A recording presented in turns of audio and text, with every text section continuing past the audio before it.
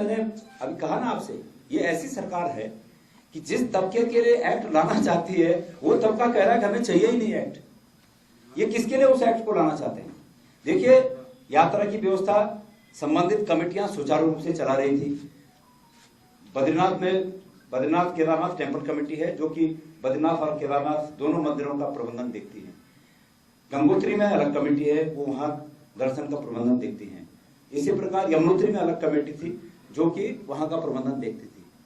तो प्रबंधन से संबंधित लोगों के लिए तो एक्ट लाए नहीं है। दूसरा, जो हमारा पुरोहित समाज है, पंडा समाज है, उनको पूछा नहीं गया।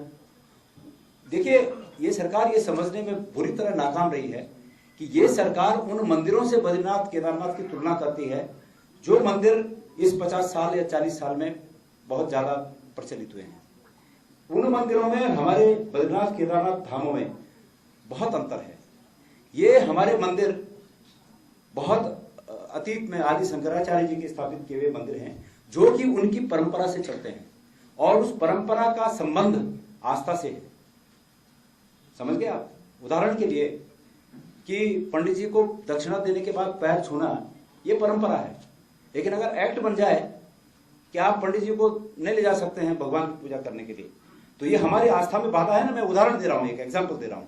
तो वही है, हमारी वहां जो परंपराएं हैं, अतीत से चली आ रही परंपराएं हैं, उनमें छेड़छाड़ हुई है और इसके लिए हमारा पुरोहित समाज बहुत नाराज है।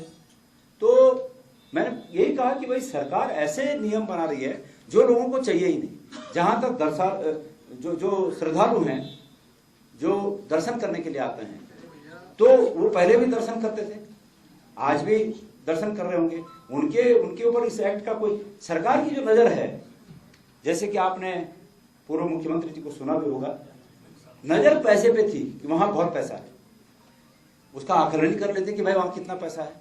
मैं जब बद्रीनाथ समिति में अध्यक्ष के रूप में आया तो वहां वार्षिक आय 6-7 करोड़ रुपए के आसपास थी। और मुझे इस बात को कहने में खुशी होती है कि जब मैं वहां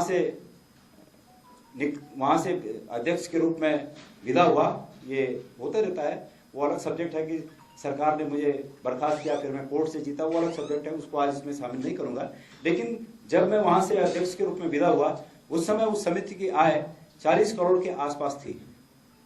तो बहुत जबरदस्त इजाफा हुआ। अच्छे एडमिनिस्ट्रेशन का ये परिणाम होता है कि वहां पर बड़े सुधार हुए। तो सरकार को डेवलपमेंट के लिए कोई नहीं रोक रहा है, सरकार उन धामों का डेवलपमेंट करे, उसमें कोई नहीं रोक रहा है। केदारनाथ में आपदा के बाद हरीश रावत जी की सरकार ने डेवलपमेंट के काम किए, कोई समिति ने नहीं रोका, कोई पुरोहित समाज ने नहीं रोका। लेकिन उनके हक हकूकों को जानबूझकर छेड़छाड़ करके इस नियत से कि यहां से सरकार को आमद होगी, ये निंदनीय है और इसको हम स्वीकार नहीं करेंगे।